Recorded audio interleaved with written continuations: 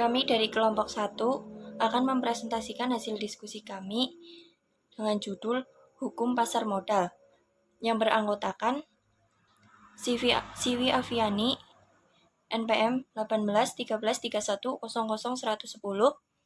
Nur Fadilah, NPM 191331000019, Yuni Indah Pratiwi, NPM 1913310049, Reni Apriani, NPM 1913310057, dan saya sendiri Tantri Diayu Lestari, NPM 1913310057. Perkenalkan, saya Siwi Avianti akan mempresentasikan mengenai hukum pasar modal. Yang pertama, definisi dan sumber hukum. Definisi pasar modal dari segi ekonomi dan keuangan, yaitu pasar modal dipandang sebagai tempat perusahaan mencari dana segar untuk meningkatkan kegiatan bisnis sehingga dapat memperoleh keuntungan yang banyak. Kemudian definisi menurut pakar yang dikemukakan oleh Sunaria tahun 2000 dalam arti sempit, pasar modal adalah pasar yang disiapkan guna memperdagangkan saham-saham dan jenis surat berharga lainnya dengan memakai jasa para perantara pedagang efek. Kemudian definisi pasar modal menurut Undang-Undang Pasar Modal pada pasal 1 butir 13 Undang-Undang Nomor 8 Tahun 1995 tentang pasar modal itu memberikan definisi, yaitu pasar modal adalah kegiatan yang bersangkutan dengan penawaran umum dan perdagangan efek perusahaan publik yang berkaitan dengan efek yang diterbitkannya serta lembaga dan profesi yang berkaitan dengan efek. Kemudian pasar modal dan pasar uang. Pasar uang adalah pasar dengan instrumen keuangan jangka pendek, umumnya diperjualbelikan berkualitas tinggi jangka waktu.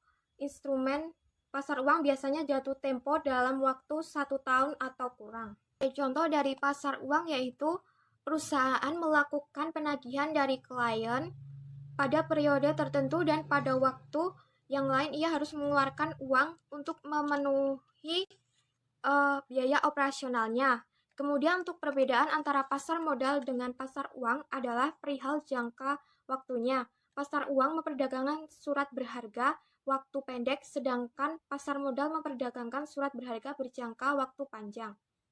Selanjutnya, definisi hukum pasar modal. Hukum pasar modal adalah serangkaian peraturan perundang-undangan yang mengatur cara pemenuhan modal suatu perusahaan melalui penawaran umum perdagangan efek, termasuk lembaga, profesi, penunjang yang terkait dengan efek, dan perusahaan publik yang berkaitan dengan efek yang diterbitkannya. Kemudian sumber hukum pasar modal ada 9. Yang pertama, 1. Undang-Undang Nomor 8 Tahun 95 tentang pasar modal. Kemudian yang kedua, Peraturan Pemerintah Nomor 45 Tahun 95 tentang penyelenggaraan kegiatan di bidang pasar modal. Yang kemudian Peraturan Pemerintah Nomor 12 Tahun 2004 tentang perubahan atas Peraturan Pemerintah Nomor 45 Tahun 95. Kemudian yang ketiga, Peraturan Pemerintah Nomor 46 Tahun 95 tentang tata cara pemeriksaan di bidang pasar modal. Yang keempat, Keputusan Menteri Keuangan Nomor 645 KMK 01095 tentang pencabutan Keputusan Menteri Keuangan Nomor 1548 KMK 01390 tentang pasar modal, sebagaimana telah diubah terakhir dengan Keputusan Menteri Keuangan Nomor 285 KMK 01095. Kemudian yang kelima, Keputusan Menteri Keuangan Nomor 646 KMK 01095 tentang pemilikan saham atau unit penyertaan reksadana oleh pemodal asing. Kemudian yang keenam, Keputusan Menteri Keuangan Nomor 645 KMK 01095 tentang pemilikan saham efek oleh pemodal asing yang maksimal 85% dari modal disetor. Kemudian yang ketujuh, Keputusan Menteri Keuangan Nomor 495 KMK 01097 itu pada tanggal 4 September 97 tentang pembelian saham oleh pemodal asing melalui pasar modal. Yang ke-8, Keputusan Menteri Keuangan Nomor 179 KMK 010/2003 tanggal 17 Juli 2003 tentang pemodalan perusahaan efek. Kemudian yang terakhir, seperangkat peraturan pelaksana yang dikeluarkan oleh Ketua Bapepem sejak tanggal 17 Januari tahun 96. Selanjutnya, struktur kelembagaan pasar modal Indonesia, eksistensi kelembagaan pasar modal Indonesia, eksistensi pihak-pihak atau institusi yang terlibat dalam kegiatan pasar modal. Indonesia mempunyai dasar pijakan yang legal karena tercantum dalam Undang-Undang Pasar Modal. Setiap lembaga yang dicantumkan dalam Undang-Undang Pasar Modal diberikan wewenang yang jelas. Masalah regulasi, penerapan peraturan perundang-undangan, dan penegakan hukum berada di tangan BPPM LK sebagaimana diatur dalam pasal 345 Undang-Undang Pasar Modal. BPPM LK secara struktural merupakan lembaga yang berada di bawah Kementerian Republik Indonesia. Pelaksanaan dan pengawasan perdagangan efek sebagaimana dimaksudkan dalam pasal 6 ayat 1 Undang-Undang Pasar Modal dipegang oleh Otoritas Bursa Efek yaitu Bursa Efek Indonesia. Kemudian Undang-Undang Pasar Modal mengenai adanya Self-Regulatory Organization atau SRO, yaitu pemberian kewenangan tergantung kepada lembaga tertentu dalam bidang pasar modal untuk membuat peraturan sendiri terhadap kegiatan usahanya. Lembaga yang dapat digolongkan sebagai SRO antara lain 1. Bursa Efek, kedua lembaga clearing dan penjaminan atau LKP, yang ketiga lembaga penyampaian dan penyelesaian atau LPP.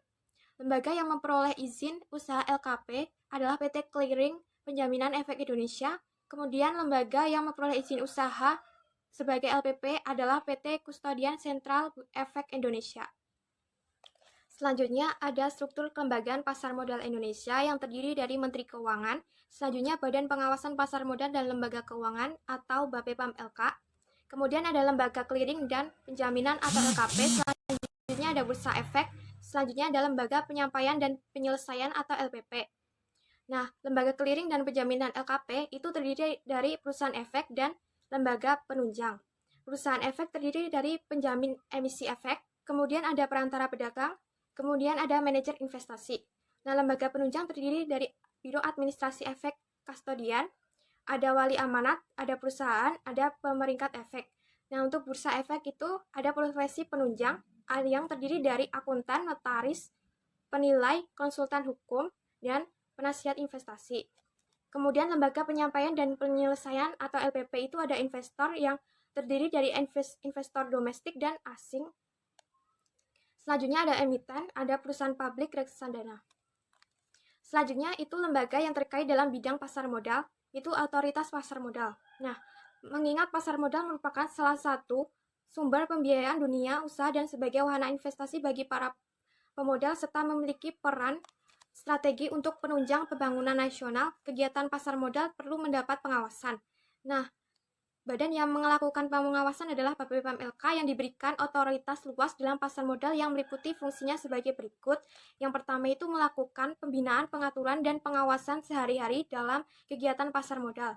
Maksudnya itu pengawasan tersebut dapat dilakukan dengan menempuh upaya-upaya baik dalam bentuk aturan, pedoman, pembimbingan, arahan maupun secara represif dalam bentuk pemeriksaan, penyidikan, dan pengenaan sanksi. Kemudian yang kedua, mewujudkan terciptanya kegiatan pasar modal yang teratur, wajar, dan efisien, serta melindungi kepentingan pemodal dan masyarakat.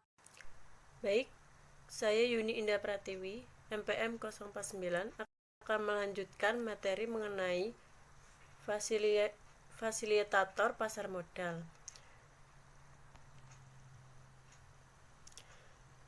Aktivitas pasar modal difasilitasi oleh 3 lembaga yang merupakan SRO. Di sini yaitu yang pertama ada Bursa Efek.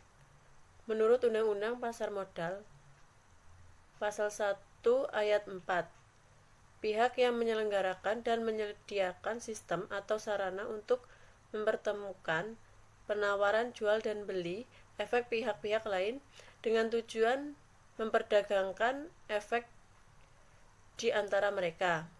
Dan yang kedua yaitu ada lembaga clearing dan penjaminan atau LKP.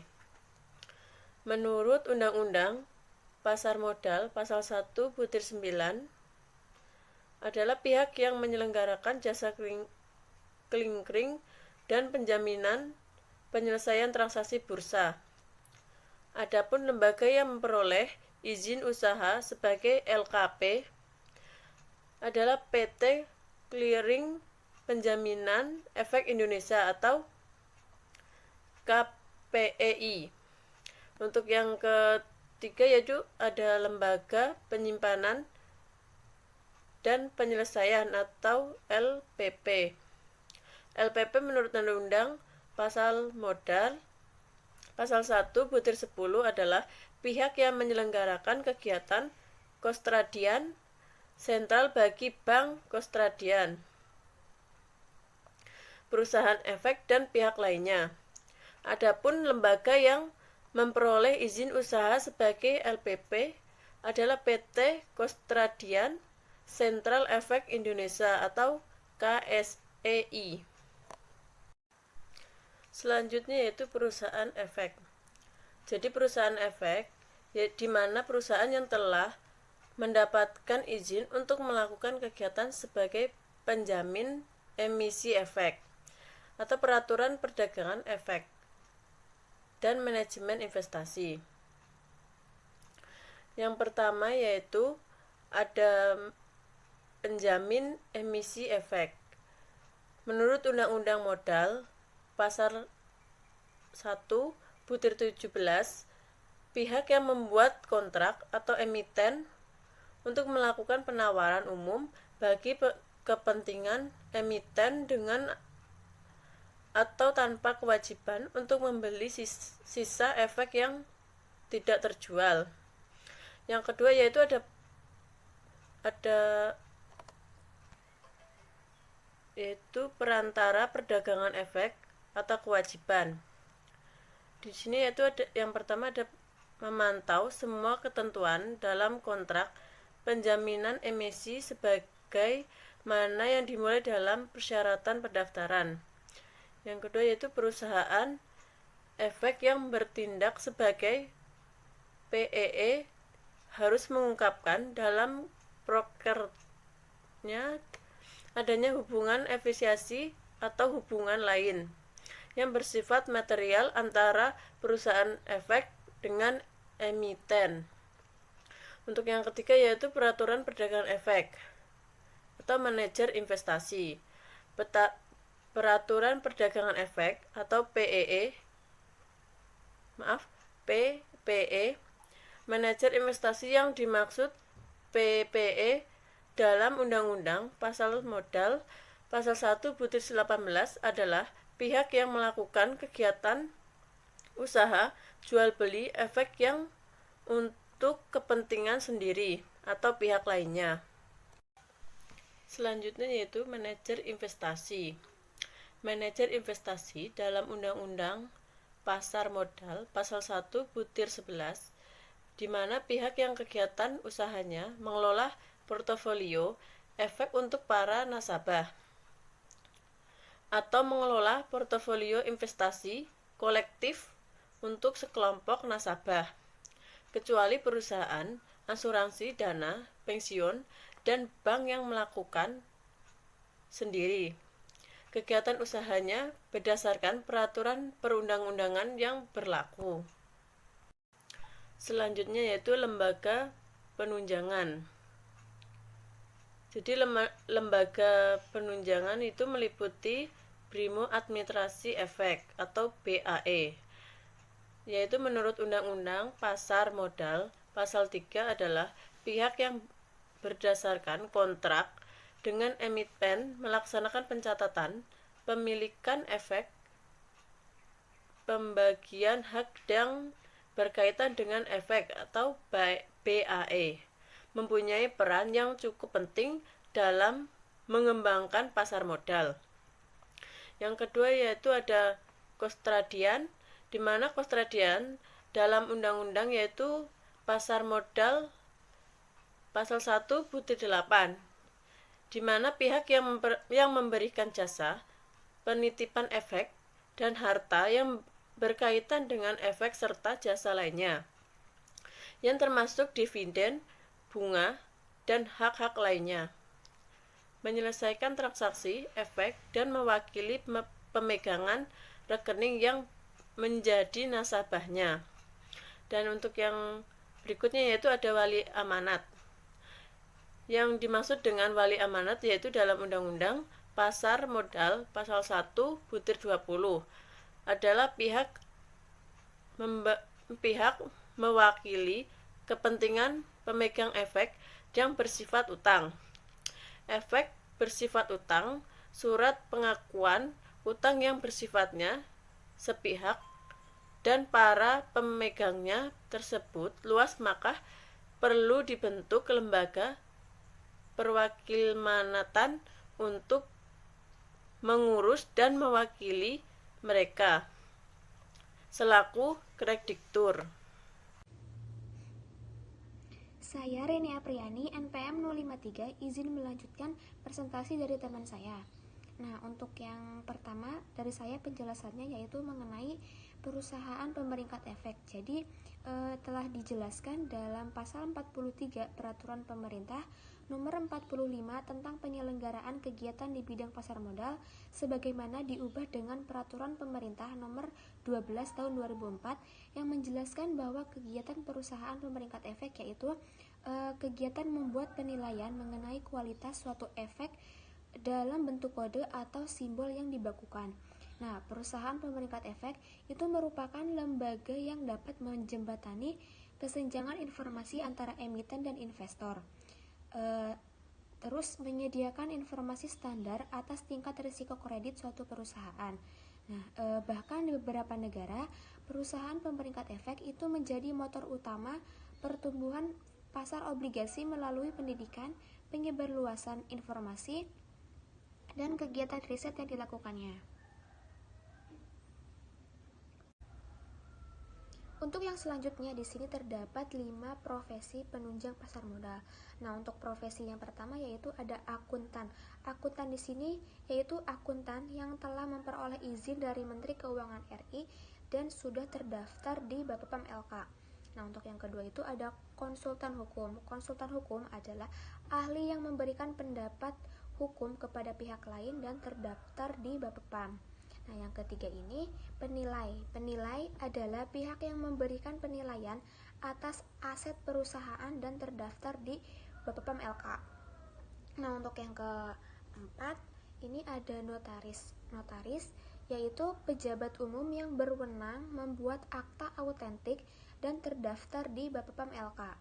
Nah, yang terakhir yang kelima ini ada penasihat investasi. Penasihat investasi adalah pihak yang memberikan nasihat mengenai penjualan atau pembelian efek dengan memperoleh imbalan jasa.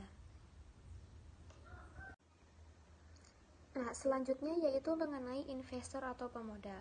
Investor itu merupakan pihak terpenting dalam kegiatan pasar modal. Nah, dapat dikatakan bahwa salah satu indikator terpenting dalam pasar modal adalah keberadaan investor. Itu menurut Nasaruddin. Nah, di sini terdapat dua investor yang terlibat dalam pasar modal Indonesia, yaitu investor domestik atau dalam negeri dan investor asing atau pemodal asing. Nah, di sini yang pertama itu ada investor domestik atau pemodal dalam negeri. Nah, yang dimaksud dengan pemodal dalam negeri atau investor domestik dalam keputusan Menteri Keuangan RI nomor 179 garis miring KMK titik 010 garis miring 2003 yaitu perorangan warga negara Indonesia atau Badan Hukum Indonesia. Nah, kehadiran investor domestik di pasar modal sangatlah diharapkan. Nah, hal ini karena hanya dengan investor domestik yang kuat akan mendukung pasar modal yang stabil dan tidak mudah dipermainkan oleh pihak-pihak tertentu. Nah, seperti investor dengan mudah memindahkan investasinya. Nah, untuk yang kedua yaitu ada investor asing atau pemodal asing. Yang dimaksud dengan investor asing atau pemodal asing dalam keputusan Menteri Keuangan RI nomor 179 garis miring KMK garis miring 010 garis miring 2003 yaitu orang atau perorangan warga negara asing atau badan hukum asing. Nah, di sini itu yang selanjutnya ada emiten, perusahaan publik, dan reksadana. Untuk yang pertama di sini saya akan menjelaskan mengenai emiten. Emiten ini merupakan pihak yang melakukan penawaran umum dalam rangka menjaring dana bagi kegiatan usaha perusahaan atau pengembangan usaha perusahaan. Nah, dalam menjalankan aktivitasnya di pasar modal, emiten ini harus menerapkan prinsip keterbukaan informasi. Nah, yang dimaksud dengan keterbukaan menurut Undang-Undang Pasar Modal pasal 1 butir 25 yaitu pedoman umum yang mensyaratkan emiten, perusahaan publik, atau pihak lain yang tunduk pada undang-undang ini untuk menginformasikan kepada masyarakat dalam waktu yang tepat seluruh informasi material mengenai usahanya atau efek yang dapat berpengaruh terhadap keputusan pemodal terhadap efek dimaksud dan atau harga dari efek tersebut. Nah, di sini terdapat 3 tahapan pelaksanaan prinsip keterbukaan. Nah, untuk yang pertama ini ada tahap keterbukaan pada saat emiten melakukan penawaran umum. Yang kedua ini tahap keterbukaan setelah emiten mencatat dan memperdagangkan sahamnya di bursa efek, di mana emiten ini berkewajiban untuk menyampaikan secara terus-menerus laporan berkala kepada Bapepom LK. Nah, untuk yang ketiga tahap keterbukaan karena terjadi peristiwa penting yang laporannya itu harus disampaikan secara tepat waktu kepada Bapepom LK dan Bursa Efek. Nah, di sini juga terdapat tujuan dari prinsip keterbukaan. Nah, untuk yang pertama yaitu memelihara kepercayaan publik terhadap pasar modal. Nah, dalam hal ini kepercayaan investor itu sangat relevan ketika munculnya ketidakpercayaan pihak terhadap pasar modal yang pada akhirnya mengakibatkan pelarian pasar modal secara besar-besaran dan seterusnya dapat mengakibatkan kehancuran pasar modal atau bursa saham. Nah, untuk yang kedua itu menciptakan pasar modal yang efisien. Pasar modal yang efisien itu berkaitan dengan sistem keterbukaan wajib. Nah, sistem keterbukaan wajib itu berusaha menyediakan informasi teknis bagi pemegang saham dan profesional pasar modal. Nah, untuk tujuan yang ketiga ini yaitu memberikan perlindungan kepada investor.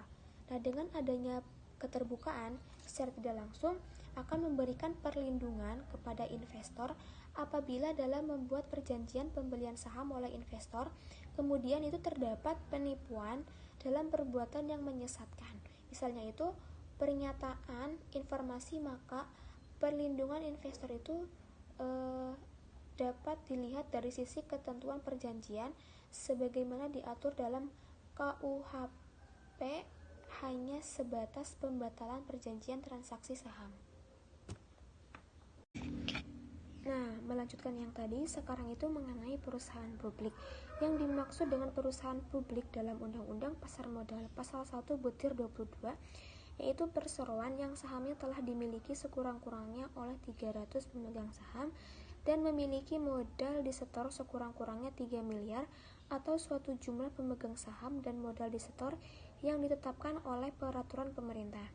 Nah, seringkali perusahaan publik itu disamakan dengan emiten.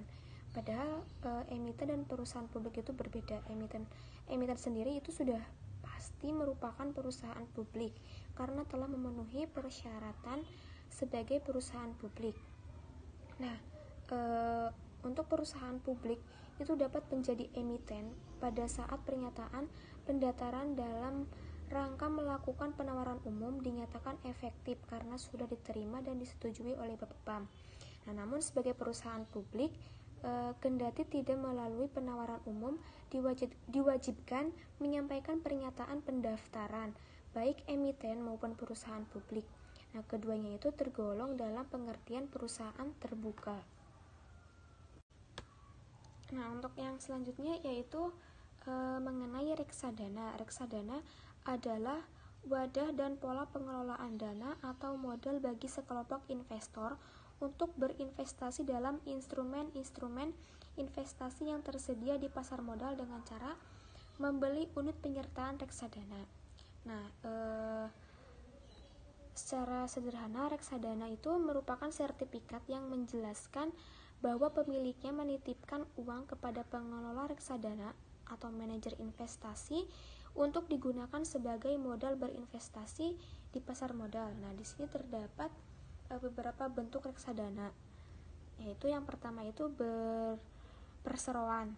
Nah, reksadana berbentuk perseroan adalah emiten yang kegiatan usahanya menghimpun dana dengan menjual saham dan selanjutnya dana dari penjualan saham tersebut diinvestasikan pada berbagai jenis efek yang diperdagangkan di pasar modal dan pasar uang. Nah, untuk yang kedua yaitu kontrak investasi kolektif atau biasa disingkat KIK. Nah, kontrak investasi kolektif adalah kontrak antara manajer investasi dan bank kustodian yang mengikat pemegang unit penyertaan dana. Nah, manajer investasi ini diberikan wewenang untuk mengelola portofolio investasi kolektif, sedangkan bank kustodian ini diberikan wewenang untuk melaksanakan penitipan kolektif. Nah, reksadana berbentuk KIK ini menghimpun dana yang menerbitkan unit penyertaan kepada masyarakat pemodal dan selanjutnya dana tersebut diinvestasikan pada berbagai jenis efek yang diperdagangkan di pasar modal dan pasar uang. Nah, baik, kita lanjutkan ke materi yang selanjutnya yaitu mengenai penawaran umum atau Initial Public Offering yang bisa disingkat IPO. Nah, definisi penawaran umum dalam Undang-Undang Pasar Modal Pasal 1 Butir 15 yaitu kegiatan penawaran efek yang dilakukan oleh emiten untuk menjual efek kepada masyarakat berdasarkan tata cara yang diatur dalam undang-undang ini dan peraturan pelaksanaannya.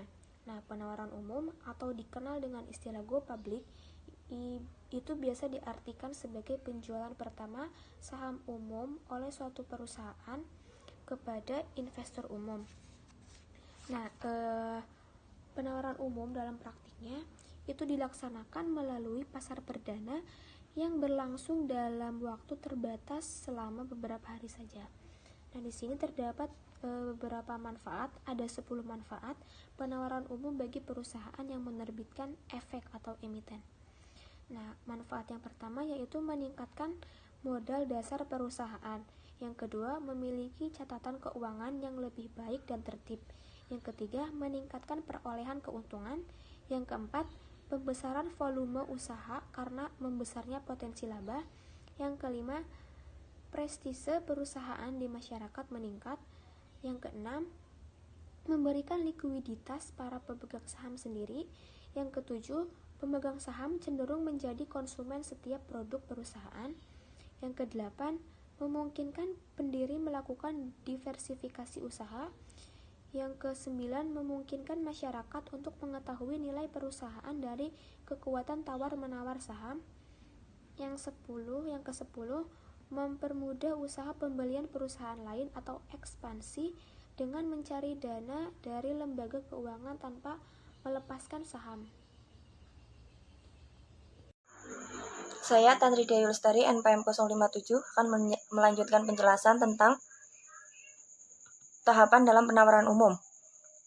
Tahapan ini, proses penawaran umum saham dapat dikelompokkan menjadi 4 tahapan, yaitu yang pertama, tahapan persiapan atau premise. Yang kedua, tahapan pengajuan pernyataan pendaftaran.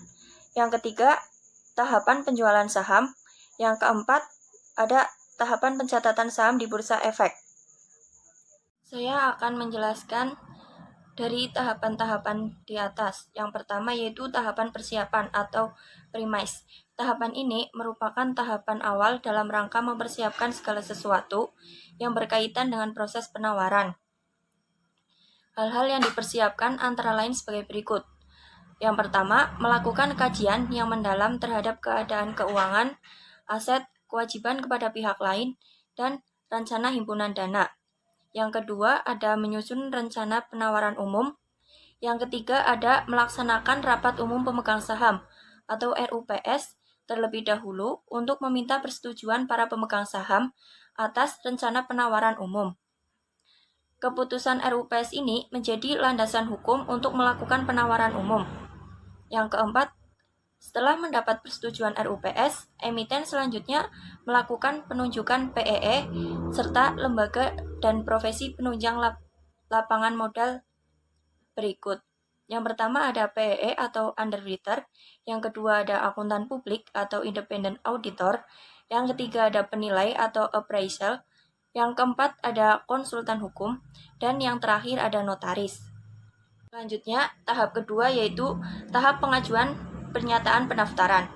Dengan dilengkapi oleh dokumen-dokumen pendukung, calon emiten dalam tahap ini menyatakan pernyataan pendaftaran menjadi efektif.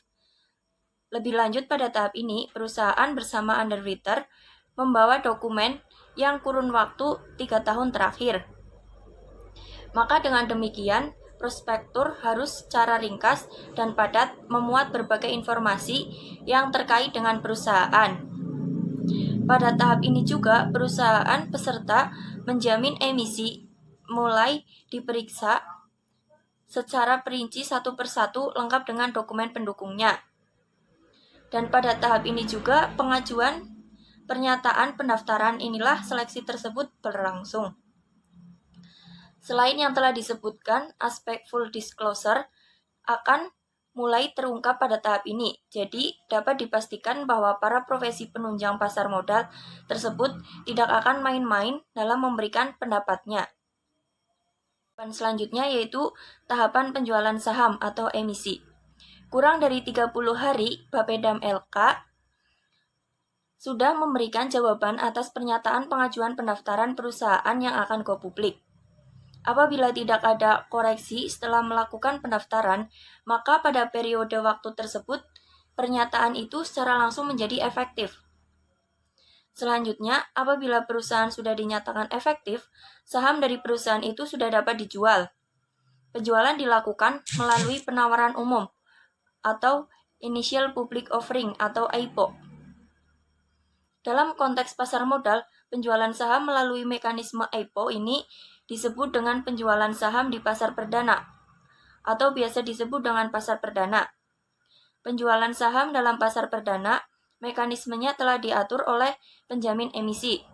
Penjamin emisi yang melakukan penjualan kepada investor dibantu oleh agen penjual.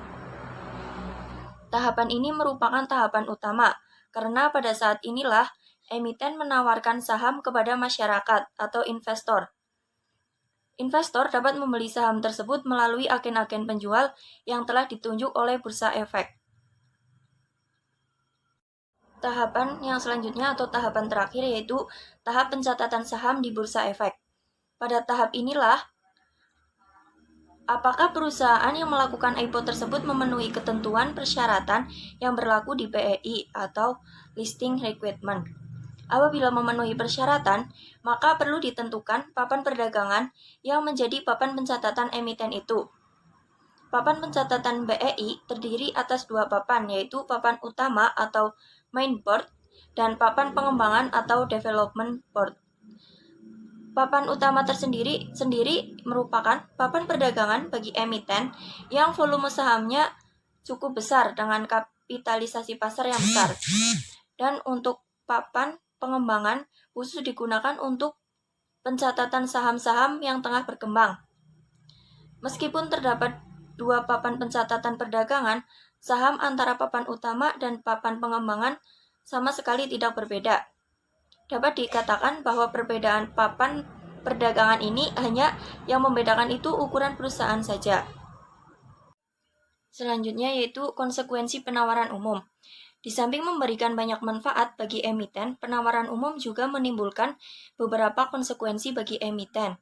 Di antaranya yaitu yang pertama ada kewajiban untuk melakukan keterbukaan atau full disclosure. Yang kedua, keharusan untuk mengikuti peraturan-peraturan pasar modal. Yang ketiga, menepati dan memenuhi hak-hak pemegang saham. Setelah perusahaan go publik dan mencatat efeknya di bursa, emiten sebagai perusahaan publik wajib menyampaikan laporan secara rutin dan berkala maupun laporan lain jika ada kejadian penting atau material kepada Bapepam LK dan BEI. Seluruh laporan yang disampaikan oleh emiten kepada bursa secepatnya akan dipublikasikan oleh bursa kepada investor atau kepada publik. Laporan tersebut meliputi 1. Laporan berkala atau continuous disclosure. Pada laporan berkala ada beberapa jenis, yaitu laporan keuangan. Laporan keuangan ada laporan keuangan tahunan dan laporan keuangan tengah tahunan. Yang kedua ada laporan penggunaan dana hasil penawaran umum. Pada laporan penggunaan dana hasil penawaran umum, ada 2 jenis laporan, yaitu laporan yang disampaikan setiap 3 bulan dan laporan yang disampaikan selambat-lambatnya tanggal 15 pada bulan berikutnya. Untuk jenis laporan yang kedua yaitu ada laporan berkala lainnya. Ada laporan tahunan. Ada laporan bulanan tentang aktivitas eksploitasi bagi emiten pertambangan. Selanjutnya, laporan registrasi pemegang saham. Untuk jenis laporan yang ketiga yaitu laporan insidental atau timely disclosure. Laporan ini menyampaikan kejadian penting dan relevan yang harus dilaporkan secara tepat waktu. Yaitu ada 2 jenis. Ada emiten wajib menyampaikan segera mungkin kepada bursa informasi mengenai setiap kejadian, informasi atau fakta material yang berkaitan dengan emiten atau anak perusahaan yang dapat mempengaruhi harga efek atau keputusan investasi pemodal setelah terjadinya kejadian.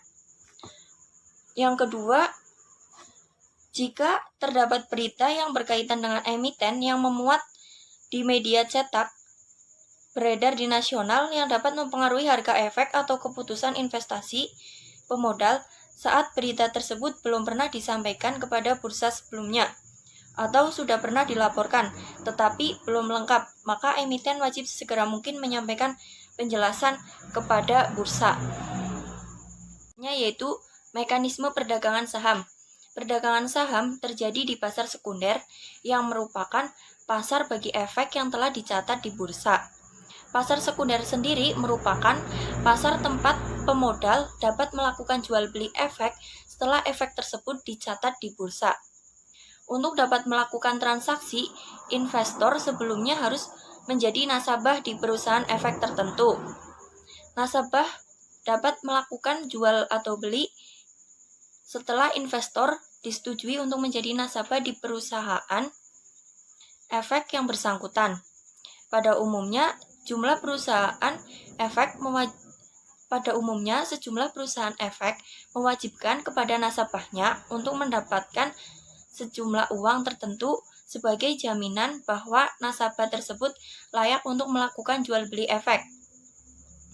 Untuk pembelian atau penjualan saham, pemodal harus membayar biaya komisi kepada pialang atau broker yang melaksanakan pemesanan. Besarnya komisi ditentukan oleh bursa. Dilihat dari prosesnya, urutan perdagangan saham dan efek lainnya dapat dijelaskan sebagai berikut. Yang pertama, harus menjadi nasabah di perusahaan efek. Kemudian, order dari nasabah. Selanjutnya, diteruskan ke floor trade. Kemudian, memasukkan order ke CHEDS. Selanjutnya, transaksi terjadi atau match date. Untuk yang proses terakhir yaitu penyelesaian transaksi atau settle statement. Yaitu instrumen pasar modal. Instrumen pasar modal meliputi 1. Instrumen utang atau surat berharga yang bersifat utang atau debt instrument. Yang kedua, surat berharga yang bersifat kepemilikan atau equity instrument. Yang ketiga ada reksadana atau mutual fund. Yang keempat, instrumen derivatif atau derivative instrument. Yang kelima, ada instrumen lainnya. Untuk jenis yang pertama, instrumen utang atau obligasi. Ada beberapa jenis. Yang pertama berdasarkan klausula pengalihan. Ada obligasi atas unjuk dan obligasi atas nama. Yang kedua berdasarkan jaminan. Ada beberapa obligasi berdasarkan jaminan, antara lain obligasi dengan jaminan, obligasi tanpa jaminan, dan graduate bond. Yang keempat, untuk yang ketiga, obligasi berdasarkan cara penetapan atau cara pembayaran. Ada obligasi dengan bunga tetap, obligasi bunga tidak tetap, obligasi tanpa bunga, obligasi yang tidak terbatas jatuh temponya, obligasi dengan bunga mengembang. Selanjutnya yaitu obligasi berdasarkan nilai pelunasan atau obligasi yang berkaitan dengan indeks harga tertentu. Selanjutnya obligasi berdasarkan penerbit. Ada obligasi pemerintah pusat, obligasi pemerintah daerah, obligasi perusahaan swasta, obligasi asing, dan obligasi sampah. Untuk yang terakhir, obligasi berdasarkan waktu jatuh tempo. Ada obligasi jangka pendek atau kurang dari 1 tahun, obligasi jangka menengah yaitu 2 tahun sampai 5 tahun, dan obligasi jangka panjang lebih dari 5 tahun. Untuk instrumen yang kedua yaitu instrumen penyertaan. Ada beberapa contoh. Yang pertama, berdasarkan klausula pengalihan, ada saham atas unjuk dan saham atas nama. Yang kedua, berdasarkan hak tagih, ada saham biasa dan saham preferen. Saya akan menjelaskan tentang perbedaan saham dan obligasi. Perbedaan yang pertama, untuk saham, bagian penyertaan dalam modal dasar suatu PT. Pemegang saham adalah emiten pemilik saham. Untuk obligasi, bukti pengakuan utang atau pinjaman utang dari masyarakat. Pemegang obligasi adalah kreditor. Perbedaan yang kedua, dari saham, penanaman dana tidak terbatas jangka waktunya selama perusahaan masih beroperasi. Untuk perbedaan pada obligasi yaitu terbatas waktunya dengan jangka pendek, jangka menengah, dan jangka panjang. Perbedaan yang ketiga pada saham, pada dividen ditambah dengan kemungkinan capital gain atau capital loss, dan pada obligasi yaitu bunga tetap atau suku bunga tahunan. Perbedaan saham dan obligasi yang selanjutnya, pada saham yaitu resiko relatif besar dan pada obligasi resiko relatif kecil. Perbedaan yang selanjutnya pada saham yaitu hak suara pada RUPS turut menentukan kebijakan perusahaan. Dan pada obligasi yaitu hak pemegang obligasi dalam RUPS terbatas pada lahan pinjaman saja. Perbedaan selanjutnya pada saham, dalam hal likuidasi, pemegang saham mempunyai klaim terakhir terhadap aset perusahaan. Perbedaan pada obligasi yaitu dalam hal likuidasi, pemegang saham mempunyai klaim untuk didahulukan dari pemegang saham. Perbedaan selanjutnya atau perbedaan terakhir pada saham yaitu dasar penarikan ditentukan dalam anggaran dasar perusahaan. Perbedaan pada obligasi ada pada dasar penarikan ditentukan dalam perjanjian perwali amanatan. Sekian presentasi dari saya. Presentasi akan dilanjutkan oleh teman saya. Sekian, terima kasih. Baik, saya Nur Fadila NPM 019. Di sini saya akan melanjutkan presentasi tentang aksi korporasi. Nah, aksi korporasi ini merupakan aktivitas emiten atau perusahaan tercatat yang berpengaruh terhadap kepentingan saham.